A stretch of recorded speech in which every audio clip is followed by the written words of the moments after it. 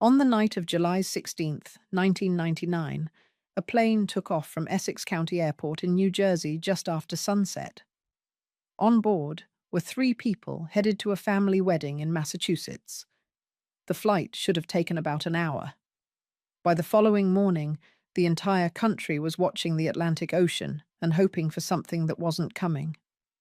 The man flying that plane was 38 years old, had been photographed more times than he could possibly count, and had spent his entire life being described as the heir to the most storied political dynasty in American history. He had never wanted any of that. He had spent decades trying to be a person rather than a symbol, and he never quite managed it, because the country wouldn't let him, and neither would his name. This is the story of John F. Kennedy Jr., and it is not the story most people think they know. The salute. John Fitzgerald Kennedy Jr. was born on November 25, 1960, at Georgetown University Hospital in Washington, D.C.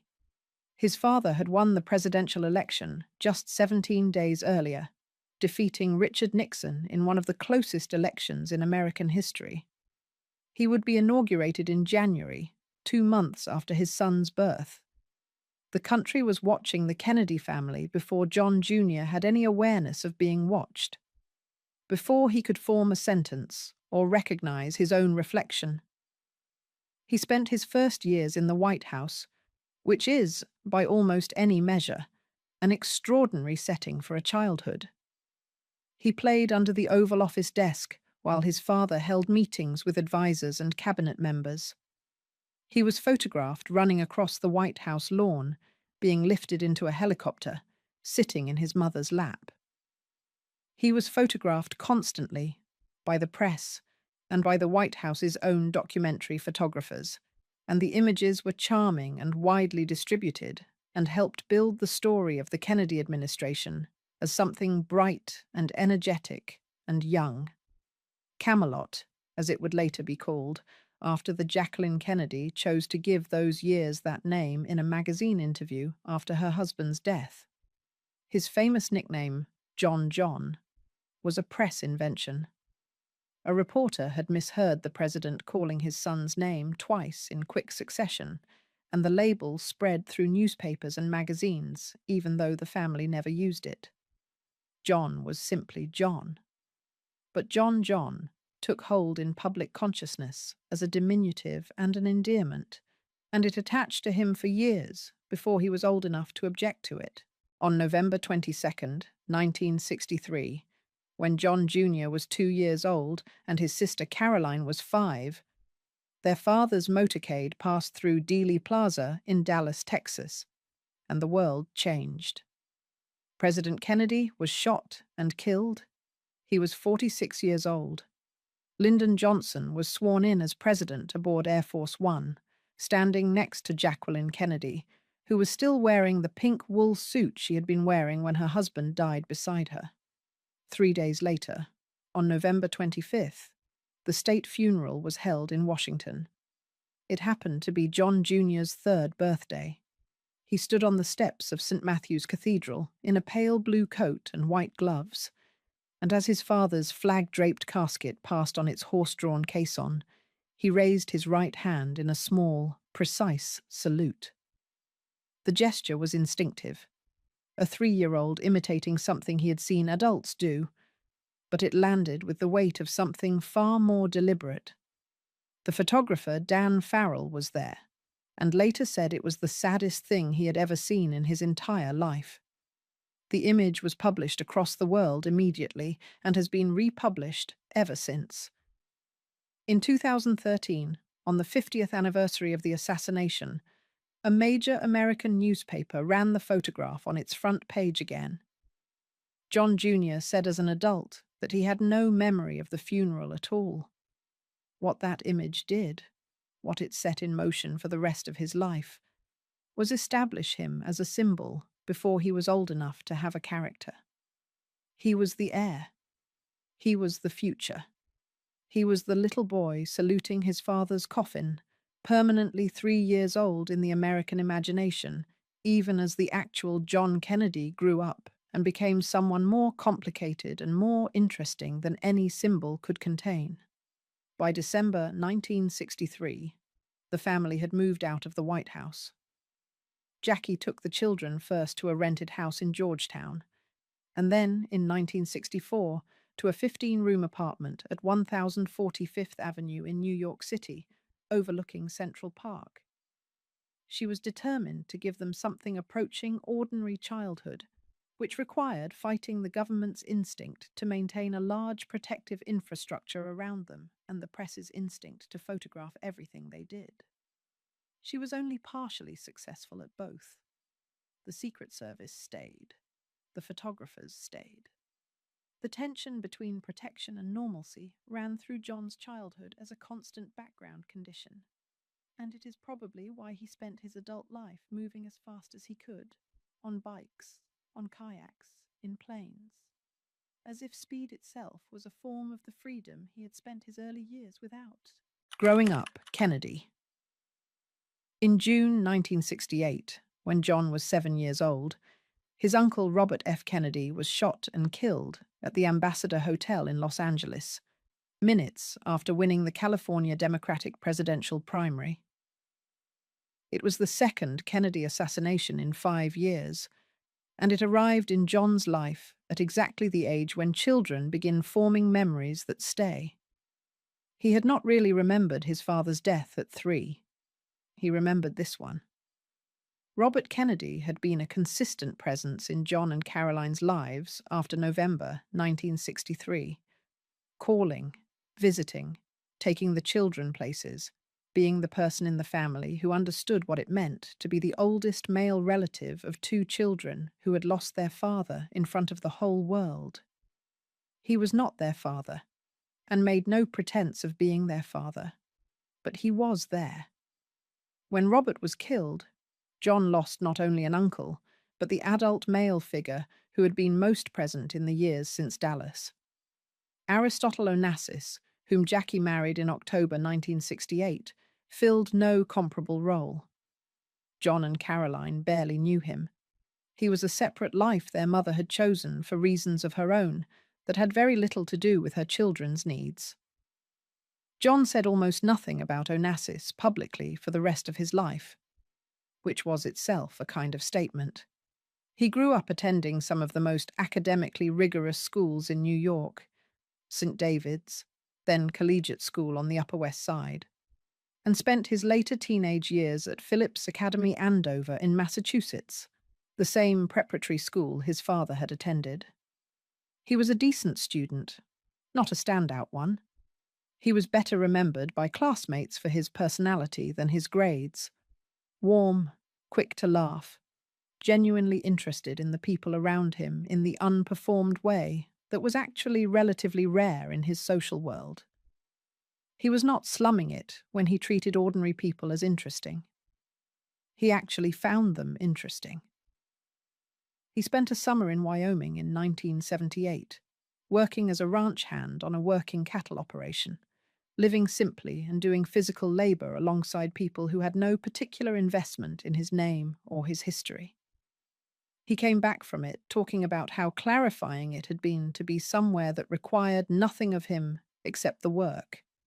He kayaked and hiked and rollerbladed in Central Park, and later, when the city made it impossible to be anonymous even in motion, he switched to early morning runs in the dark when the photographers hadn't yet shown up.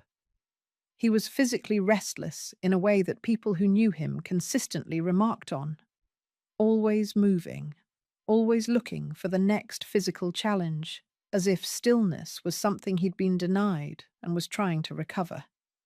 He went to Brown University in Providence, Rhode Island, and graduated in 1983 with a degree in American Studies. He lived off campus in a shared house for much of his time there, which was a deliberate choice, a refusal to separate himself from the ordinary circumstances of student life, even though the infrastructure around his name could easily have arranged something more comfortable and more insulated. He was popular there, in the way that someone with genuine charm and no visible contempt for ordinary people tends to be popular. not untouched by his name, because that was impossible, but managing it with a kind of self-aware humour that most people found disarming. He briefly pursued acting at Brown, performing in student productions, and he was good at it. He understood intuitively that performance requires inhabiting a version of yourself, and he had been doing that publicly since before he understood what it meant. One of his close friends from those years later said that John always understood he was playing two roles simultaneously, himself and John F. Kennedy Jr. The acting work, whether he recognized it at the time or not, was the most direct training he ever got for the life he was actually living. After Brown, he enrolled at New York University School of Law. He graduated with a JD in 1989 and joined the Manhattan District Attorney's Office as an assistant prosecutor, working under Robert Morgenthau. He tried cases. He prosecuted real cases against real defendants in real courtrooms, and nobody handed him victories. He was competent, collegial, and uninterested in the shortcuts that his name could easily have provided. He failed the New York bar exam twice before passing it on his third attempt in 1990. When the press made a story out of the failures, and they made a considerable story out of it, running the kind of coverage that compared him unfavorably to his father's accomplishments at the same age, he deflected with a line about not being his father, which was the most honest thing he said about his situation in public during those years.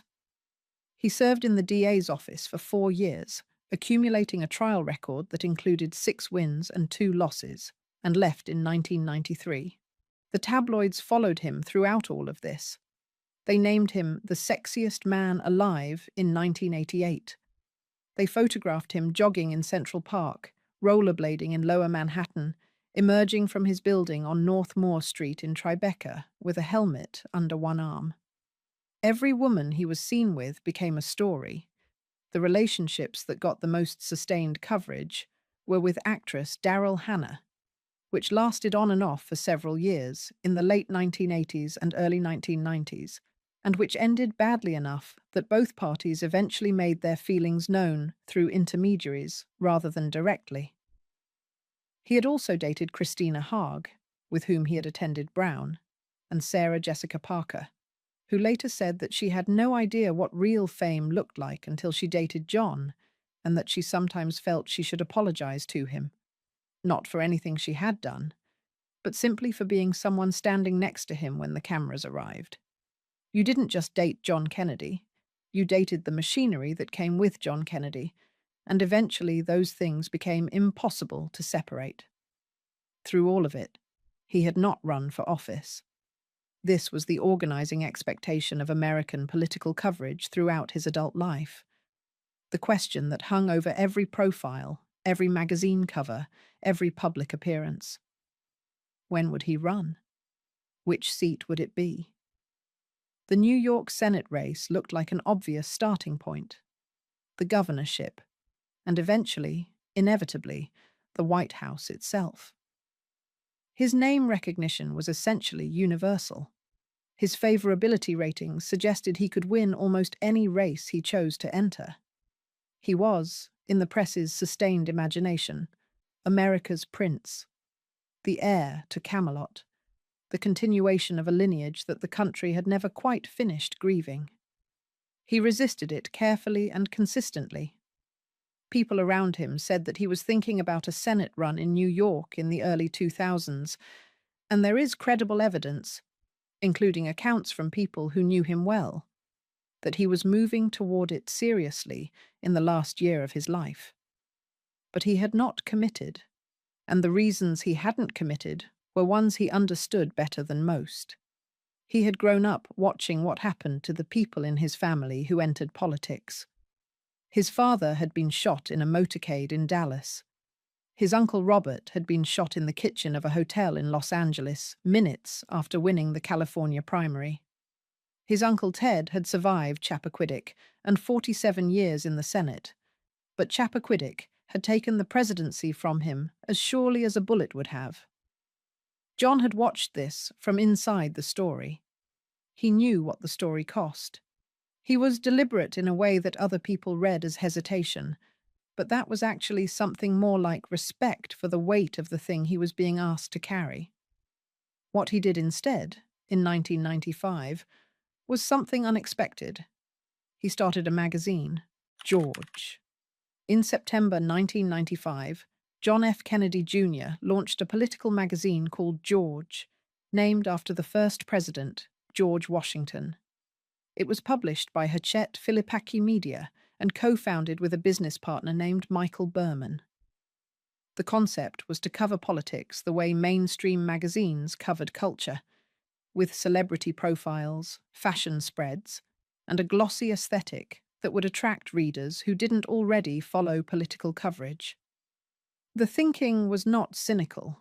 John genuinely believed that the wall between popular culture and political life was artificial and damaging to civic engagement, and George was his attempt to break it down from the inside.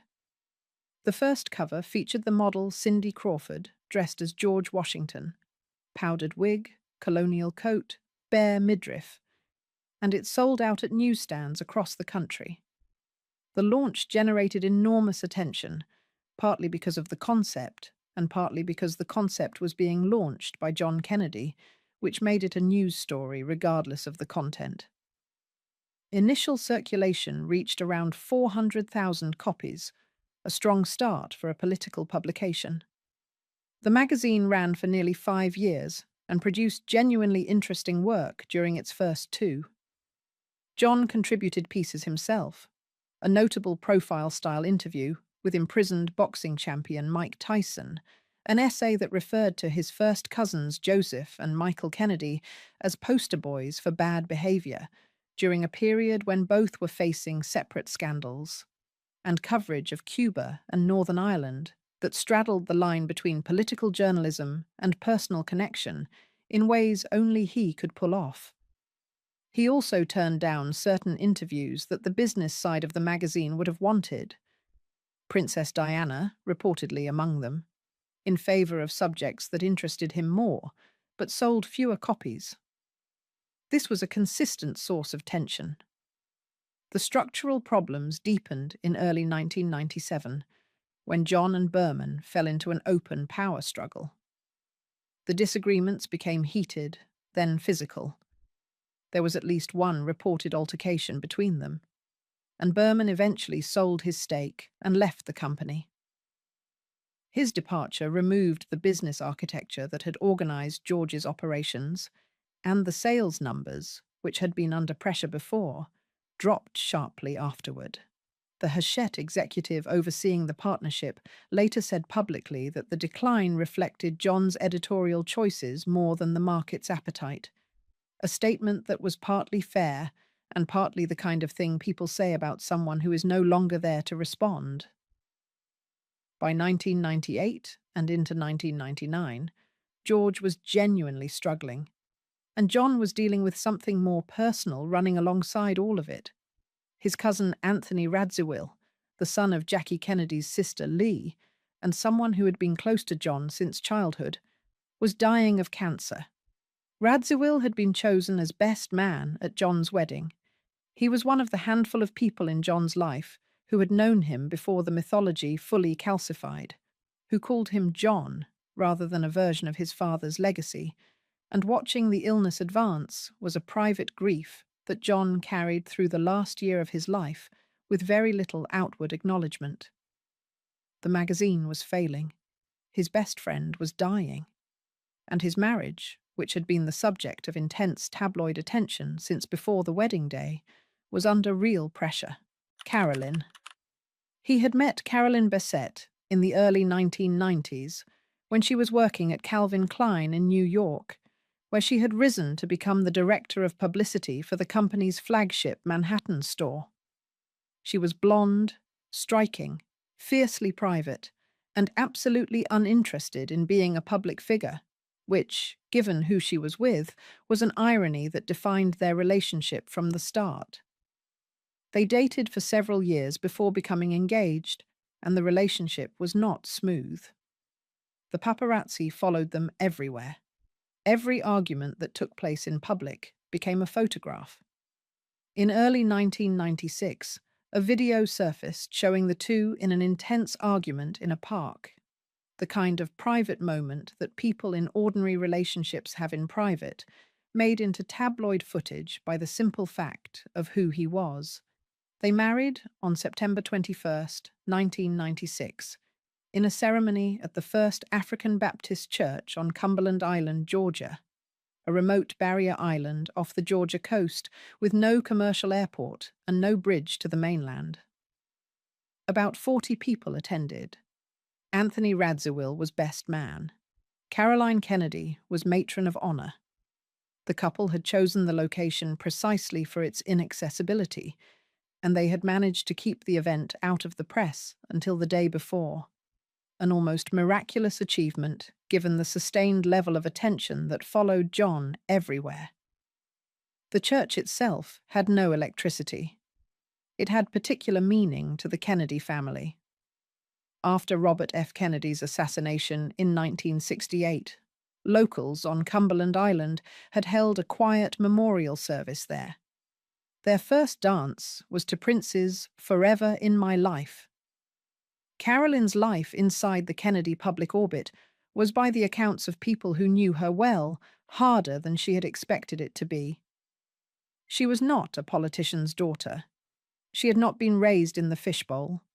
She had built a career managing other people's public images, which had given her a certain sophistication about visibility. But watching it turned on yourself was something different entirely. The press followed her the way they followed him, photographing her through windows, reporting on her clothing and her expressions and her apparent emotional state, speculating about her marriage, treating her interiority as something the public had a right to. She withdrew from events where she could. She declined appearances that weren't obligatory. The tabloids read this as instability. People who knew her described someone funny, grounded, loyal, and deeply private. Someone who had simply not signed up for the life that had arrived with the man she loved. By 1999, the strain in the marriage was visible enough that it had become part of the public story around them, which made everything harder. It's a particular form of pressure. Having the difficulties of a marriage become a running media narrative while you are still in the middle of living through them. Friends of both later said they didn't think the relationship was finished, only that it was going through something serious, the kind of serious that requires time and privacy to work through, and that the Kennedys had never been given much of either. The July trip to Massachusetts, to the wedding of John's cousin Rory Kennedy in Hyannisport, was a family occasion.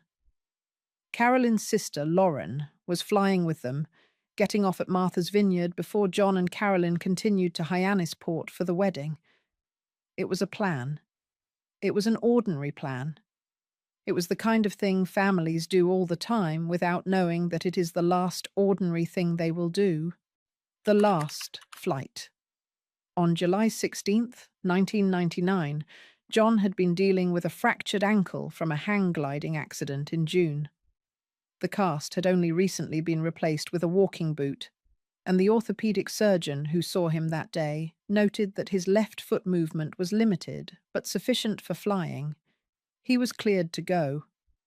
He had received his private pilot's license in April 1998, 14 months before the crash.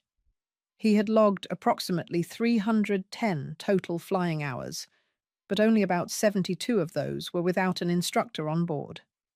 In his specific aircraft, a Piper Saratoga he had purchased in 1999, he had logged just 3 hours of solo flying time.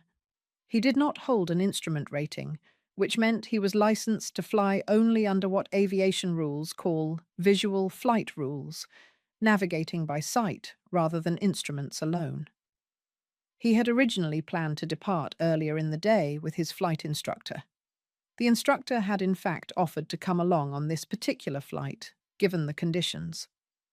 John declined the offer. The departure from Essex County Airport in Fairfield, New Jersey, came at approximately 8:38 in the evening, about 25 minutes after sunset, and around 10 minutes before the end of what aviation authorities call civil twilight. He took off into a darkening sky with haze building over the water. The weather forecast had indicated acceptable conditions, visibility between 4 and 10 miles along the route, clear skies.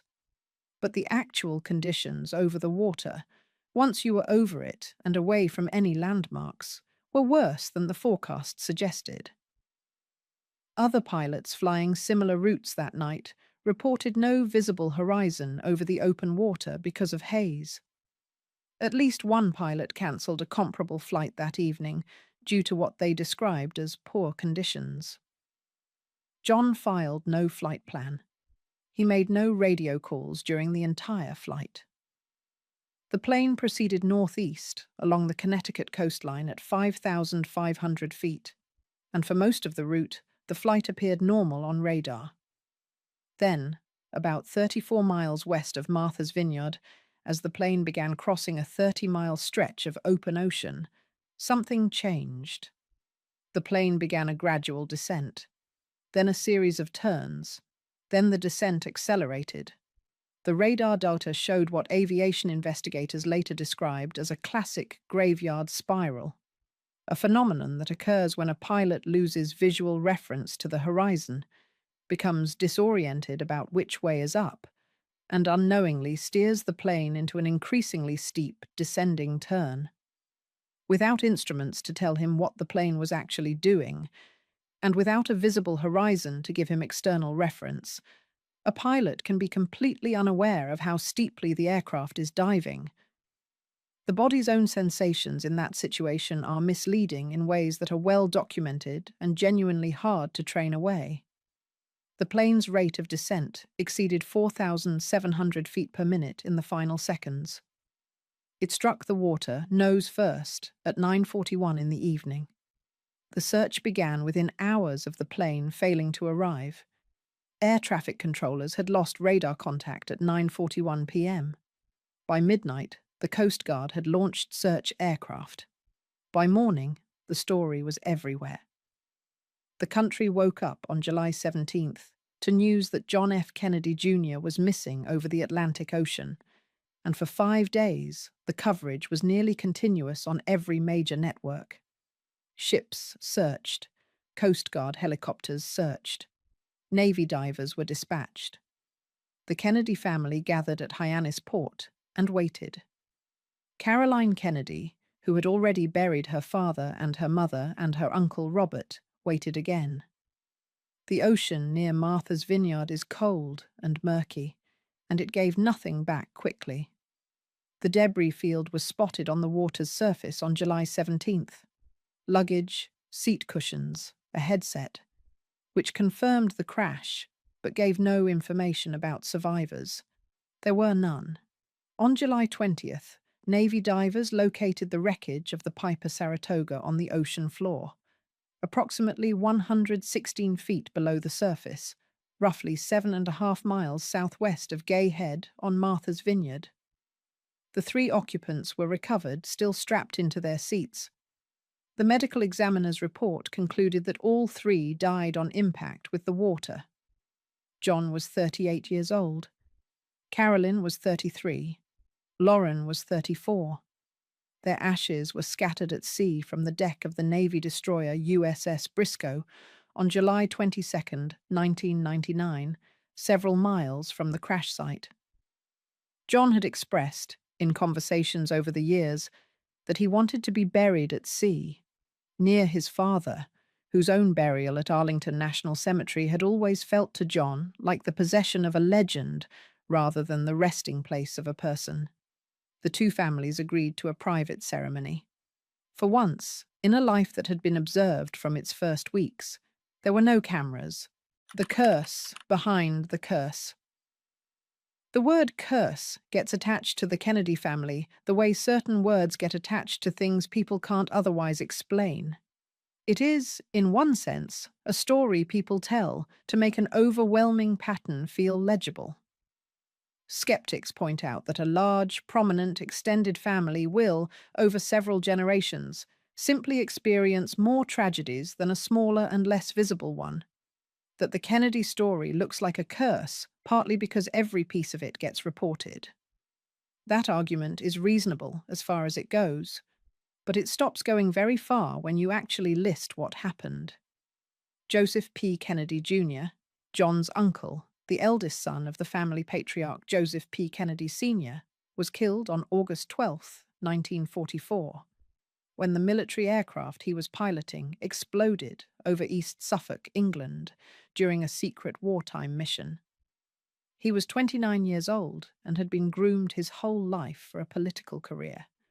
The plan had always been that he would be the first Kennedy president. When he died, that expectation transferred to his younger brother John. Kathleen Kennedy, known as Kick, died on May 13, 1948, when the private plane she was traveling in crashed in France. She was 28 years old. Her husband, the Marquis of Hartington, had been shot dead by a German sniper in Belgium in 1944, barely a month after Joseph Jr.'s death. John F. Kennedy was assassinated in Dallas on November 22, 1963. He was 46 years old. Robert F. Kennedy was assassinated in Los Angeles on June 5, 1968, minutes after winning the California Democratic primary. He was 42 years old. He had been, at that moment, the likely Democratic nominee and possibly the next president. He was shot in the kitchen of the Ambassador Hotel by a man who had been waiting for him. Ted Kennedy, in 1969, drove his car off a bridge on Chappaquiddick Island, Massachusetts, on the night of July 18th. His passenger, 28-year-old Mary Jo Kopechne, was trapped in the submerged vehicle. Kennedy escaped the car. He did not contact authorities for approximately 10 hours. Kopechne did not survive. Kennedy pleaded guilty to leaving the scene of an accident and received a suspended sentence. The incident ended whatever realistic path to the presidency remained available to him. In a televised statement the following week, he said he had wondered on that night whether some awful curse did actually hang over all the Kennedys. He said it as if the question surprised him. It probably didn't. David Kennedy, one of Robert's sons, died in April 1984 in a Palm Beach hotel from a drug overdose. He was 28 years old. As a child, he had watched his father's assassination broadcast live on television. Michael Kennedy, another of Robert's sons, died on New Year's Eve 1997 when he struck a tree while skiing in Aspen, Colorado. He had been playing a game of catch with a football while skiing down the mountain with family members. He was 39 years old. John Jr. had been close to Michael. The two had grown up in the same family gravity, close enough in age to move through their childhoods alongside each other. After Michael died in that Colorado snow, John stopped flying for roughly 3 months. His sister Caroline hoped he would stop permanently. He understood why she hoped that. He started again anyway. Less than 18 months after Michael died, John was gone too. And then, years later, the losses kept coming. Sayers Kennedy Hill, one of Robert's granddaughters, died in August 2019 of an accidental overdose at the Kennedy family compound in Hyannis Port. She was 22 years old. Maeve Kennedy McKean, another of Robert's grandchildren, drowned in April 2020 in a canoeing accident in the Chesapeake Bay. She was 40 years old. Her son Gideon, who was 8, was with her and did not survive either. The accumulation is real. Whether the word curse is the right frame for it is a question that depends on how you feel about probability and pattern. What is not debatable is that generation after generation, across 8 decades, this family has buried people at ages they should not have reached the end of, in circumstances that should not have produced a death. Joe Jr. at 29 over England.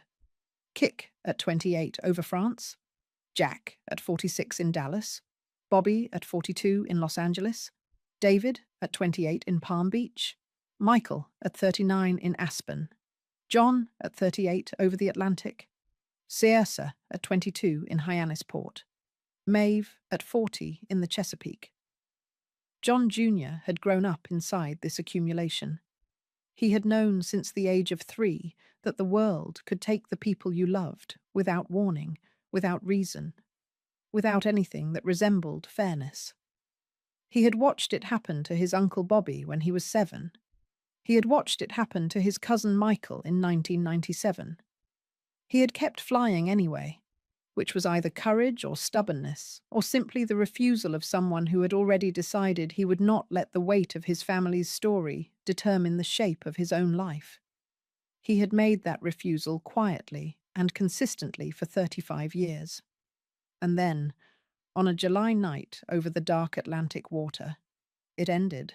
What he left. The National Transportation Safety Board issued its formal report on the crash in July 2000. The conclusion was precise.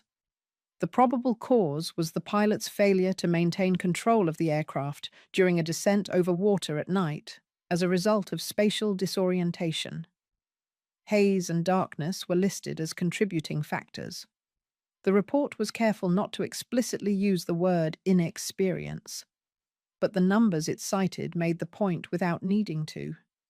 72 hours of solo flight time total. 3 hours alone in that specific aircraft. No instrument rating. A fractured ankle that limited left foot control. Night conditions over featureless open water with a haze thick enough to erase the horizon entirely. His own flight instructor had offered to come along on that particular flight and had been turned down. Another pilot had cancelled a comparable flight that same evening. The families of Carolyn and Lauren Bassett filed a wrongful death lawsuit against John's estate. It was settled in July 2001 for a reported $15 million. The settlement contained no admission of liability. The response from the country was immediate and sustained in a way that surprised even people who had expected an enormous reaction. Time magazine ran a commemorative issue that sold more than 1 million copies at newsstands. A number, the magazine later said, was comparable only to issues produced after major historical events. People lined up outside his apartment building on North Moore Street in Tribeca and left flowers, notes, photographs. Letters arrived at the building and at Kennedy family addresses and at the offices of George for weeks afterward. Many of them were addressed simply to John, New York, as if the postal system would know where to route them. It did. George closed in early 2001, about 18 months after his death. The magazine's final issues were published by Hachette, which had never been able to make the concept work commercially without its founder. The papers and records of his professional life were donated and archived. The Kennedy compound in Hyannisport held a private family gathering. Senator Ted Kennedy, who had by then outlived 3 of his siblings, Joe, Jack, Bobby, and now his nephew, gave the formal eulogy at the memorial service held in New York. He described John as someone who had all the gifts of his father, but who had spent his life trying to be simply John. A person rather than a legacy, a human being rather than a symbol, someone who wanted to matter on his own terms. That was not entirely what happened. The legacy was inescapable, and John had known it was inescapable. But the desire behind it was real. He had spent 38 years trying to live a life that was his own, inside circumstances that made that almost impossible, and he had succeeded at it more than most people in his position would have. He was genuinely liked. He was genuinely kind. He had prosecutors who worked alongside him in the DA's office who said he was one of the best colleagues they'd had. Someone who showed up, did the work, and never once used his name to make things easier. His cousin Anthony Radziwill, best man, lifelong friend, the person who had known him before the mythology fully settled. died of cancer 1 month after the crash. He was 40 years old. The cancer had been diagnosed years earlier. John had known, going into the summer of 1999, that he was likely watching his closest friend die. That knowledge was part of the weight he carried on that July evening when he climbed into the cockpit and flew northeast into the dark. The photograph still circulates. The 3-year-old boy in the pale blue coat standing outside St. Matthew's Cathedral, right hand raised in a small, precise salute as his father's casket rolls past. He never remembered the moment. The country never forgot it. It was the image that defined him before he had any say in what would define him, and it followed him for 35 years until the ocean took him, and that following finally stopped. If you enjoyed this video, please like and subscribe to our channel so you never miss out on more fascinating stories.